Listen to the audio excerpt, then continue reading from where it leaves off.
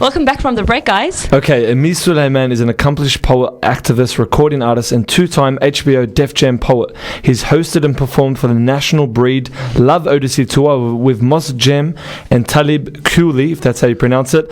He's caught the attention of Kanye West and Russell Simmons, who actually refer to him as blessed, and also Dave Chappelle. AMIR has performed at countless colleges, universities, high schools, and community centers. He's a member of the youth speakers in the Bay Area in California. He works regularly teaching kids the way of the spoken word and focusing on the union of art and education. And even better, he's in the studio with us today. Welcome to the show, brother. And I'm right here. Thank you very kindly. Thank you. Assalamualaikum. Welcome. Jazakallah khair. Now, most of us have seen the YouTube clips doing the rounds. The people that saw you Monday night were absolutely bewildered. And here at the Y Factor, we thought what an honor to actually have you in the studio. And it's my honor to be here with you in the studio. That's right. We had 500 people at the event on Monday, alhamdulillah. How'd you feel about the crowd? Felt like 1,000 people. Mashallah. Had it in the stadium. I think the Lebanese gene is rubbing onto the exaggeration. You know what I'm saying? You guys have been teaching me well. Thank you. Yeah. So how do you like Sydney so far? I like it. I've been here just for a few days, but they've been taking very good care of me and taking me around, and I've been meeting the people, and so it's been good. You prepared to make hijrah to Sydney? Come on. I'm working on it. If it wasn't so far away from everything else in my life, then yeah. We'll bring your life here. If you could just drag California maybe 1,000 miles closer, maybe we can work something out. Now, you've spent some time in Melbourne. Honest opinion, Melbourne or Sydney? See, you guys need to, I love Sydney, I love Melbourne. You guys need to kiss and make up. Never. When I'm in Melbourne, I'm like, yeah, so after this I'm going to Sydney. Sydney? Why would you do that? You're gonna hate it. Don't go. And then everybody from Sydney was like, why are you in Melbourne? You need to come to Sydney. You'll have more fun. What's wrong with you? You had to give it to us. We're an isolated, country. There's no one around us. We're only 2 states away. I mean, right. So there's a bit of sibling rivalry, I see. Mashallah. But it's good. I enjoy Australia altogether. But don't worry, if you make hijrah, we're the Medina of Australia, so you come here straight away. Just so you know. Got it. All right, brother. So can you just tell us a bit about your background and your upbringing? Well, I'm from upstate New York, and I started writing when I was young. Yep. So I started writing. I was like 11, 12 years old or something, and it was just something I would just do. And it was something that came very naturally, and I thought it was something that everyone did. And I was very influenced by obviously other poetry and hip hop music, and the rappers that I looked up to and listened to and stuff.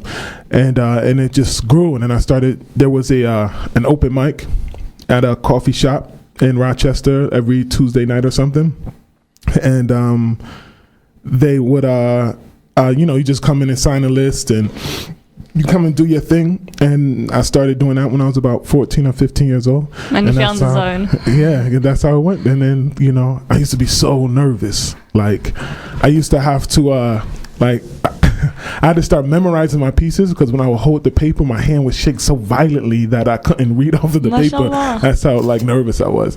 So it was like that, for a while. But I did it more and more and more and more. I got more and more comfortable. Wow, watching the clips, you'd think you were doing this since you were born. No, it's always a process, And the reason I say that is because maybe there's someone that writes poetry now, and they say, "Oh, I could never get in front of people." I felt like that too. Or they say, "If I got in front of people, I'm always so nervous," and I was like that too. And so it's a process. So when you see the AMIR SULAIMAN today, that wasn't the 12-year-old. It was very different. You know what I'm saying? But it was a process, and I worked up to the point where I can do what I do now. That's all right. I think Mohammed fainted the first episode we did on air too. So you'll get the Mohammed one day. Got it. Now myself, this is a personal interest of mine, but I love poetry. And Islam's got a rich history in poetry. So do you seek is inspiration from Islamic poets of our past? Oh yeah, definitely. Really, what my poetry lies between, influence of hip hop and Nas and Black Thought and Andre 3000 and this, and then Attar and Rumi, and so this. And all the space that is in between those two, and so I definitely, even if you look at my bag right now that I have with me, you'll find, much of the poetry from the Islamic tradition, and like you said, it's very rich. Wherever Islam goes, it elevates the prestige in the language of the place where it goes. So like when it goes into obviously the Arabs, and then when it goes to Persia, you know, like the highest form of Persian language, you know, you'll find it with the Islamic poets. When it entered into Urdu, you know, in Pakistan and things, you know, it produced high level poetry and poets that were doing things with the language that hadn't been done before.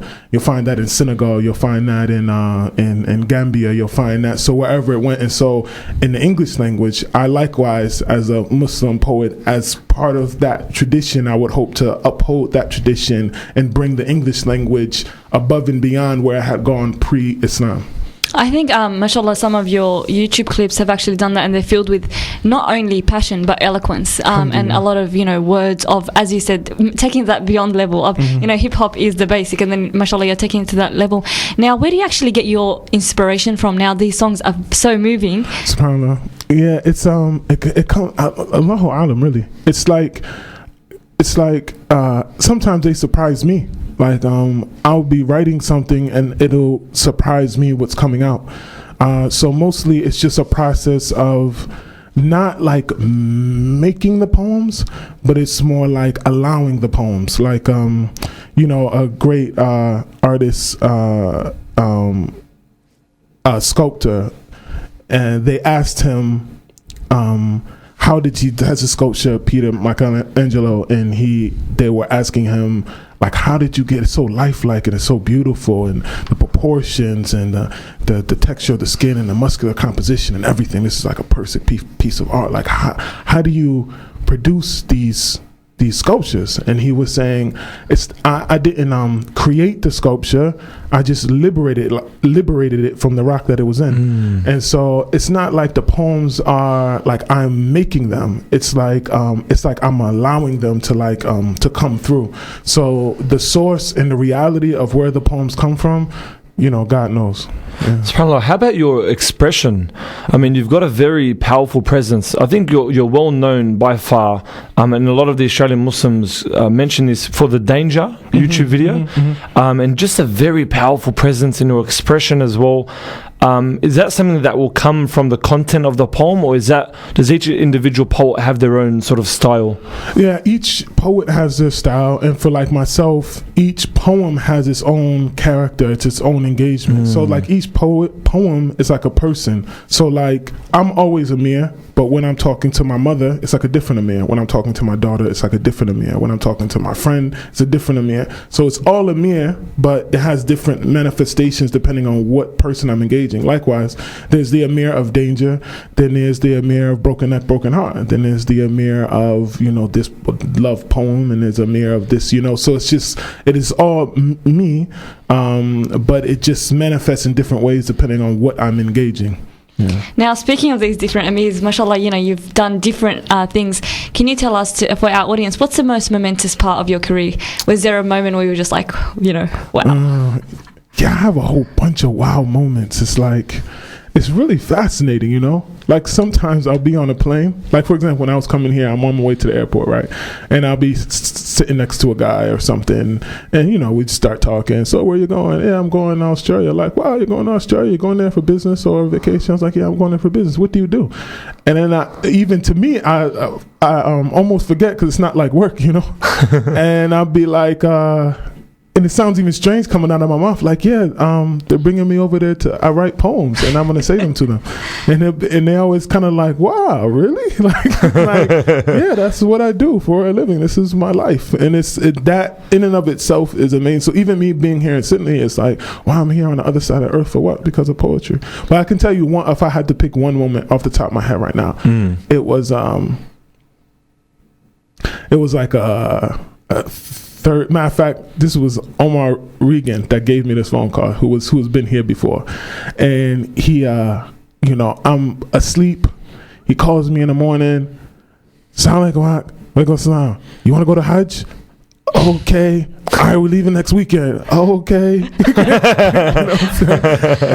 that was, and I performed my Hajj, and that was by virtue of my poetry. So it was all like sponsored and paid for, and it was, I had made no intention for Hajj. I was not like making dua to go to Hajj. I had no provisions for Hajj whatsoever. And I ended up then, I remember walking into the Haram in Medina, and like, wow, like this happened because of poetry, mashallah. So that was a wow moment for me. Mashallah. Yeah. We're going to get some backstage access now. Before you appeared for the first time on HBO, Danger, something was going on. You're having a battle in your mind. Yeah. Well, it's for it's kind of a long story, but to keep the story brief, it was they invited me there to do this poem called Eve Amongst Beasts. And okay, so the way HBO Def Poetry works is that it's invitation only, and they invite you, and they film the whole season in like in a week or 4 days or something like that. Yeah, so they have multiple shows per day. So the shows that you're seeing, there might be a morning show or afternoon show, and they have a new studio audience coming every time. So they do the whole season in a week, and they invite all the poets up. And you do 2 poems, and they pick one of the 2 poems, or they might not pick any of them, And so, although you've been invited, and you come to New York, and you're at Times Square, and it's all exciting, you may still not actually be on the show, So they called me to do Eve Amongst Beasts, and that was great, and it was a big honor. I was very happy with it. But at the time, politically, what was going on, at that point, America had already, engaged in military action in Afghanistan, and they were ramping up for the shock and awe campaign in Iraq. And I had this other poem, namely Danger, that I felt like was more relevant. It was more of what needed to be said, and so. I decided to do that poem instead, but there was a risk because I may do the poem and they may not air it. And there were other poets that they had censored. So they had censored like the last poets. And the last poets are like the OGs of, do you guys say OG? Original gangsters? Yeah. Like they're like, I only know that from my high school, but no one else knows that. No, but they're like, like the forefathers of, of what we will call spoken word poetry now, and even rap music. So this is a group of poets that were very popular in the 70s, and it would be like having a reggae fest and not inviting Bob Marley. Exactly, that's what it's like. So they came and did some poetry, and they didn't air it. They cut it. Whoa. So like that was like, and they would censor people like Mary Baraka, where these are like big people. So I was thinking, I'm gonna do this, and they're just not gonna air it. You know what I'm saying? But I was feeling like I was like doing a sacrifice, and right.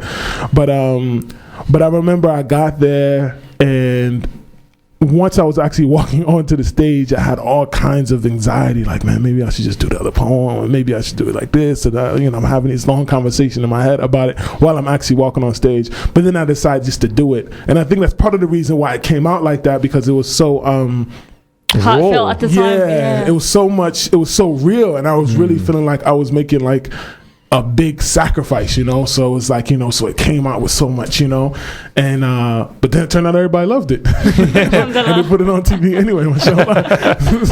And that's what brings me here to Sydney. SubhanAllah. Everything happens for a reason. Those life-changing moments. Now, speaking of Iraq and Palestine, as well as a poet, you're also an advocate and an activist. What do you actually advocate and, Well, more so than like political advocacy, it is more principled advocacy. You know what I mean? It is like it is just the principles. Really, the big principle, as like goofy and maybe as far out as it sounds, is this really of creating and generating more and spreading more love, and for people to see human beings as human beings, and to be able to, because the way war, most of the times in the modern era, the way it is performed, the way it is carried out, you have to dehumanize people. So when you see a bleeding child, you have to think that child is not like your child. Like that's not a human being like you're a human being. Because otherwise people wouldn't be able to do it. People, and in the heart of hearts, they know it. This is why people, like for example, in America, there are more people that came back from the war, soldiers that came back from the war and committed suicide than soldiers that were actually killed in the war. So somewhere in their heart, they know these are human beings like I'm a human being. And that's someone's daughter like I have my daughter. And that's someone's mother like I had my mother. And to encourage that instead of suppressing it, because much of the military training, psychological training, is suppressing that reality. You're different, so they make up words and slurs and labels, racist terms, and like insurgents or terrorists, or what do you call it, collateral damage. These type of words to say that's not somebody's mother, that's not somebody's brother, that's just collateral, you see. And so my big advocacy, it's not just this country, it's not just Iraq, it's not just Palestine, it's not just Muslim, it's not just American, it's not just African, it's not just black people. It's the point saying that we are all human beings, and if we don't increase in love and increase in the effort of spreading love, then there will be hell for all of us in this life and in the next life. But even here, there will be just horrible life and suffering, and I would like to relieve suffering. And the thing that, like I said, as high-minded or whatever as it sounds, is the only way to relieve suffering is through genuine, sincere love. That's a noble principle to work off, mashallah. Definitely. SubhanAllah, that is a very powerful message. Now, you've obviously been proliferating this message in the different countries you visited. What's the most striking country to you? The most striking country... And don't say America, please. A bit patriotic. Nah, it's again, like the countries, like the homes, they're like different. They're different people that have different characteristics. I know when I went to Morocco, I went to Fez, and that was really, really, really a powerful experience. And I went to Senegal, and that was a really powerful experience. And my teacher, my sheikh, is there in Senegal. So for me, it was particularly special because I was going to see him. And it was, but just seeing the people in the village, in the city where he lived, and seeing the people there, and it was starkly different from where I was from. And maybe that's why it was so striking, because it's so different than where I grew up and how I grew up. And I learned a lot, but just traveling, it's all of it is a big learning experience, and just seeing how different and for me, it makes it easier. It makes my heart wider, because once you are with the people and you're there on the ground and you see and you smell and you eat with them and you see how they celebrate and things that are important to them, things that are unimportant to them, it makes it easier to understand their motivations and why they do a thing or not do another thing.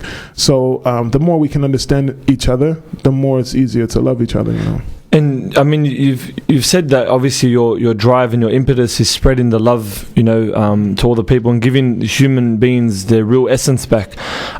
Is also part of the fact that most Muslims, I don't know, I'll tell you the situation in Australia, there's not much emphasis on the arts. A lot of parents are encouraging their kids to go to uni and become doctors, lawyers, engineers, coming and what have you. from the person who's studying law and journalism. But I know. But I don't know. I have a passion for the arts, but I find that most Muslim youth don't, and it's sad because the Quran came down, and the miracle of the Quran, as we know, one of the many miracles is the poetic eloquence that can't be matched. And the pride of joy of the time was poetry. Arabs were the masters of poetry, and Islam came down to, using that pride of joy of the time. Do you see that around the world traveling, that there's a void of a lack of passion for the arts? Yeah, definitely I see that. It's that way in America. I found that in Europe among the Muslims, and here I think a lot of it is just because, and I can understand it, like as parents, your main motivation is to make sure that your children can eat and like pay their rent and sustain a family and things like that. So I understand the motivation to do something that will produce like job security and things like that, and even in America, the arts are not like a secure profession, even in America. My mother, alhamdulillah, has been very, supportive of me, and my father has been very supportive of me in the arts. But I find that to be true, that it's difficult and I think a lot of it has to do with, immigrant communities. They have a lot of, it's very important for them to establish themselves, and they're thinking of the best strategies to establish themselves is to get good stable careers for themselves and their children, and they work very hard for the children to be able to go to university, and they work very hard for their children to have, you know, good jobs, and they work, so they want to see, like, I've came here and I worked hard and now you want to be a poet? What's wrong with you? This is not why I came to. You're gonna work hard to make money. You know what I'm saying? Yeah. So it is what it is, mashallah. I understand why that is so. Alhamdulillah. All right, Jazakallah khair, brother. Just before we let you go, we want to do 5 quick questions. You're in the hot seat, so you've got 5 seconds to answer each question. Got it. Okay, let's go. Okay, the first one. What's your favorite food? Is it racist for me to say chicken? Oh. Did I just let down all chicken, of Moroccan chicken, Kentucky chicken. Fried chicken. I'm going to go with barbecue chicken. Barbecue chicken. Yeah. Okay, second question. Do you sing in the shower? Not really. I do poems in the shower. I may sing every once in a while, though. Your own poems? Yeah. Is that rehearsal room? I guess that's kind of arrogant now that I think about it. Kind of self-absorbed. If you can have a dinner date at the moment with anyone in the world, who would it be? A dinner date with anyone in the world. Don't say. Look at this guy in the back. Someone in the background is yelling out Kardashian, but that's what I'm saying. You put me in the hot seat, I might say something inappropriate, like, you know what I'm saying? The interview was going so well until we answered the whole "who does want to have a date with" question. We'll rephrase it in a halal context. Who would you invite to a barbecue to your house? To a barbecue. Well, my barbecue, I would I would invite some of the artists that I really No. Name. It has to be one? Yeah. One name. Yeah, Latif, I don't know, man. That's a hard question. You're obviously not starstruck by anyone. I know they're all dead. Everyone else. You can say Kim Kardashian in the niqab. It's all right. Kim in the niqab. Call me. All right. Favorite quote of all time? My favorite quote of all time. My favorite quote of all time is that I didn't come except to perfect character. Allahu Akbar. That's a hadith, alhamdulillah. Is that you redeeming yourself for the Kim Kardashian comment? I figure I'll make up for that, alhamdulillah. Okay, where would your favorite destination be if you could go anywhere right now? Right now? Sydney, Australia. Oh. I'm winning now. We're going to get you some chicken after the interview. That's what I'm saying. I'm winning now. Okay, who's your best role model?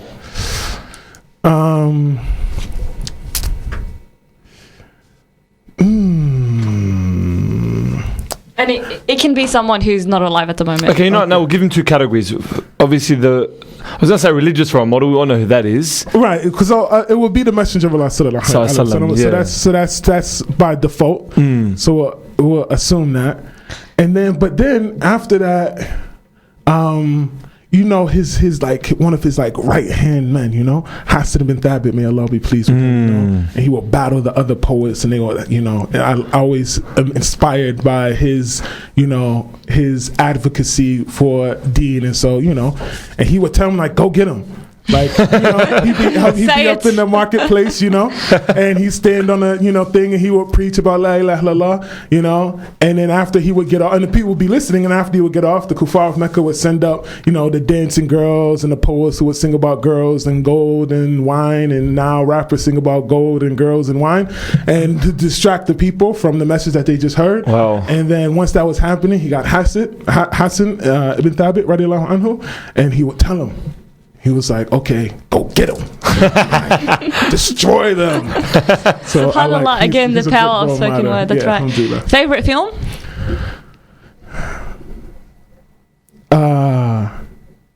It may be The Eternal Sunshine of the Spotless Mind.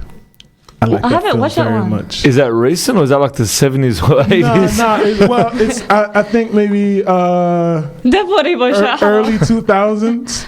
So maybe You mean second century or 2000? Yeah, no, it's relatively recent. It's a movie with Jim. It's a very weird. I like very weird movies. It's a very weird movie, so everybody may not like it, but it's one of my favorite movies. Okay, Maybe we can have a wife actor screening, and then like do a live streaming to him if it sucks with him. For commentary. Right. DVD commentary. Okay, your favorite joke of all time. There was a guy And it can be lame. Okay, it's gonna be lame for sure. All right, so there's a guy walking home from work, and he was in a bit of trouble with his wife, right? So he says that, I want to get something for my wife, like a gift, and he's like, man, I don't know what to get. So he's walking home, and then he sees this big roll of cheese coming down the hill, like a big roll, right? So he says she loves cheese. This is what I'm gonna get. So he picks up the wheel of cheese, right? And he brings it home. He puts it on the table, says, hey, honey, I'm home. And I got you some cheese, some nacho cheese. She said, this isn't nacho cheese. This is blue cheese, or cheddar cheese. He says, no, it's nacho cheese. She says, no, it's cheddar cheese. He says, nacho cheese. He said, no, it's cheddar cheese. She says, why do you think this is nacho cheese? He said, because when it came down the hill and I picked it up, there was a guy at the top of the hill saying, that's not your cheese, that's not your cheese. That was all right. That's not lame. That's pretty cool. I think Mohamed's going to be laughing about that one for a week. That's not your cheese. Ending on a corny and cheesy note, if you could actually take one person to Jannah with you, who would it be? My mother. Your mama? Inshallah. I mean, she can take you to Jannah. Heaven's I under know. her feet. If not, then it'll be my daughter's there. Inshallah. All right, I think we asked him the quick 50 questions. I think we just got too carried away. Great. Did I do like the MVP of hot seat? Am I winning right now? We'll give you your fried chicken after and put a picture of me on the wall like hot seat champion. Lamest joke. Lamest joke. Yeah, we could put it up there on the wall so other All people right, know. Brother Amir, do you have any concluding words for our audience, our young audience struggling? Yeah, some motivational words for the Muslim youth of Sydney. Alhamdulillah. Number one, I would say try your best to be sincere. And when I say be sincere, not just saying how you should be, but try to be who you are so that you can become better. Because sometimes I find in the youth, they're like so much struggling with trying to be something that they never really go anywhere because they don't first accept who they are. So accept who you are, all the good things about you, all the bad things about you. Accept that first, and then you can work on making it better.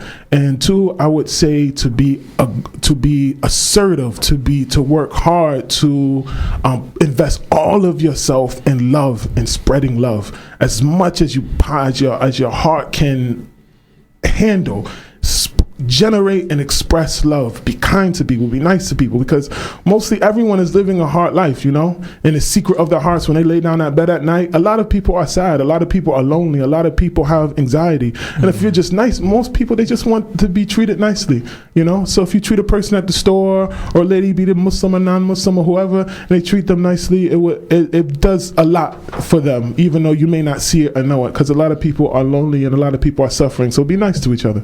I think we got Mohammed melting there. Yeah. I need some tissues. No, honestly, some powerful words. Again, we can't say thank you enough for coming on the show. Alhamdulillah, we had a good laugh, and we'll take the discussion to Facebook, inshallah.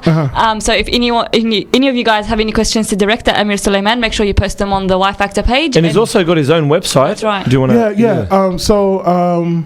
Okay, so find me on Facebook, but my Facebook personal page is filled up. So find my fan page. What do you mean? It's capped the limit? Yeah, because you can only have 5,000. Has been wow, reached. Is that possible on Facebook? You should have a message. Awesomeness has been reached. Right, exactly. You can put that on the plaque with my championship. 3 awards now. Right. So my personal, you can only have 5,000 friends. So that I've reached capacity, but I'm trying to get people to go over there. Stubborn for some reason, but to go over for my fan page so I can accept more people. One, and two, you can find me on Twitter, Amir Sulaiman, AMIR SULAIMAN, and my website, amirsulaiman.com, same spelling as the name. Jazakallah khairan for your time today, brother Amir. We appreciate it, inshallah, and we wish you all the best with your future endeavors. And we'll be waiting for you to come back hijrah. We'll give you a lot of chicken. Okay, fantastic. Thank you kindly. I'll be back there. Inshallah. Assalamu alaikum. Wa alaikum assalam wa rahmatullahi wa barakatuh.